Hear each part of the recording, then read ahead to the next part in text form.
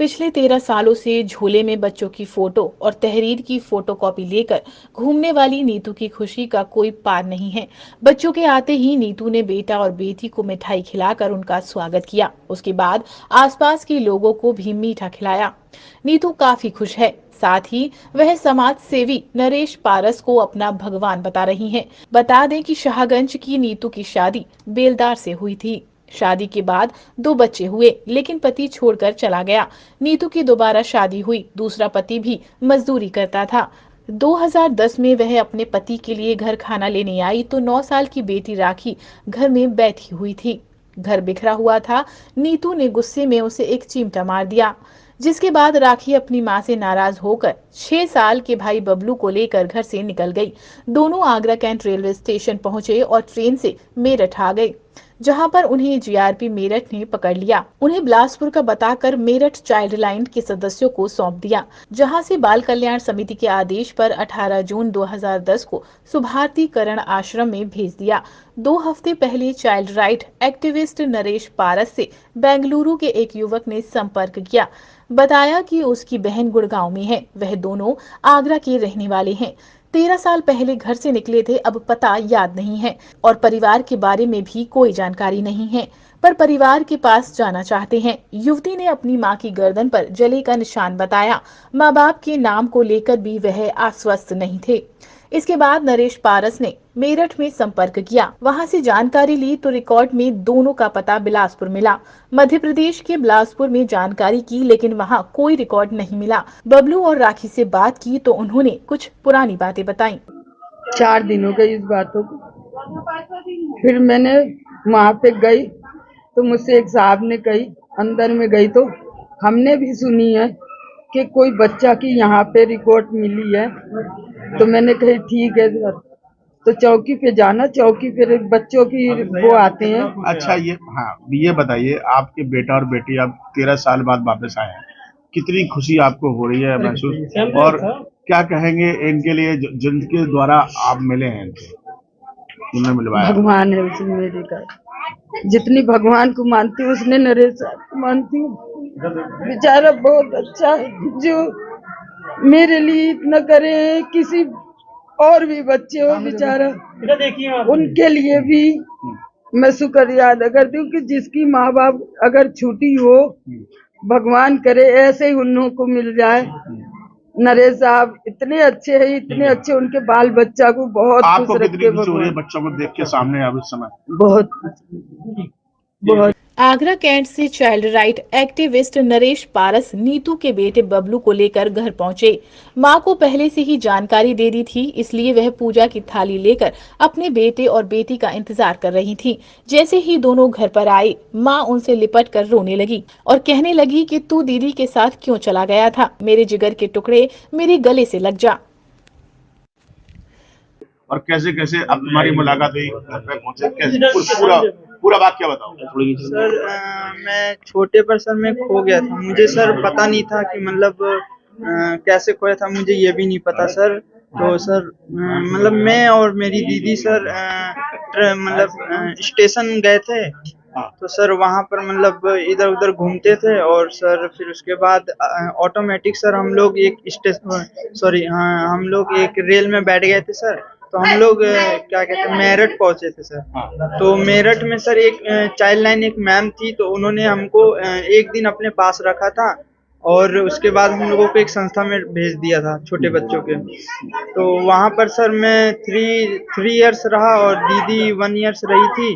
तो दीदी को बड़ी थी ना, तो वो बड़े बच्चों में भेज दिया और मैं छोटा था तो मुझे लखनऊ भेज दिया। तो सर मतलब दीदी और मैं तो अभी 2001 में मिले हैं। कैसे?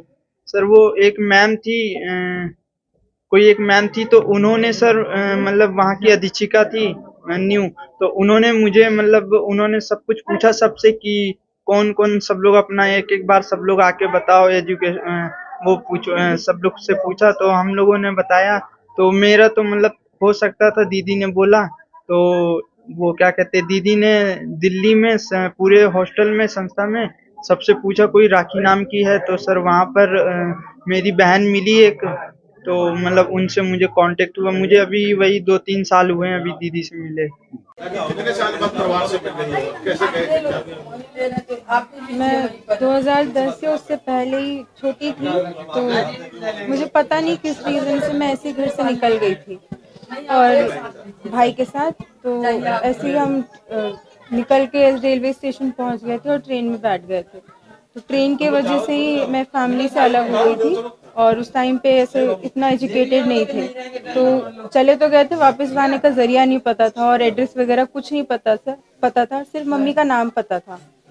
तो फिर वहाँ से मतलब एक तरीके से हम खो ही गए थे। फिर उसके बाद मैं एक ऑर्गेनाइजेशन में रही हूँ थोड़े टाइम पीरियड के लिए और अब वहाँ से निकल के जॉब वगैरह कर रही हूँ और अब 13 साल हो गए मम्मी से अलग हुए और अब मिली हूँ मैं मम्मा से। मैं रिटेल सेक्टर में जॉब करती हूँ गुड़गांव में।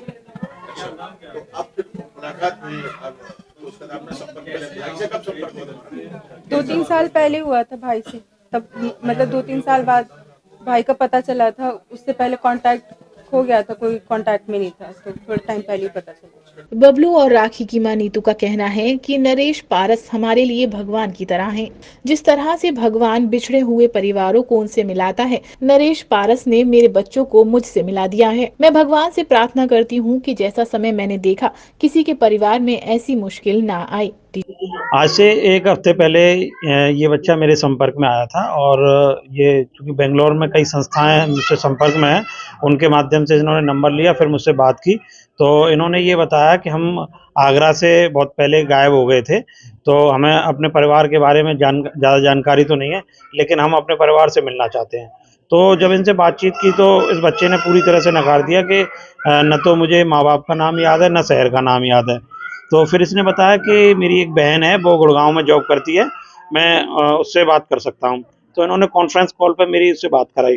तो बच्ची ने ये बताया कि वो आज से जब पहले गायब हुए थे, तो एड्रेस उसको भी कन्फर्म नहीं था और फिर उसने बताया कि हम जब गायब हुए थे तो पुलिस ने कुछ रिपोर्ट लिखी थी। तो मेरठ में इनका एक पर्चा मुझे मिला जिस पे इनका नाम लिखा हुआ था दोनों का और उसके साथ में एड्रेस जो था बिलासपुर था। तो तब मैंने इनसे ये बात की, तो बिलासपुर और आगरा में तो बड़ा अंतर है।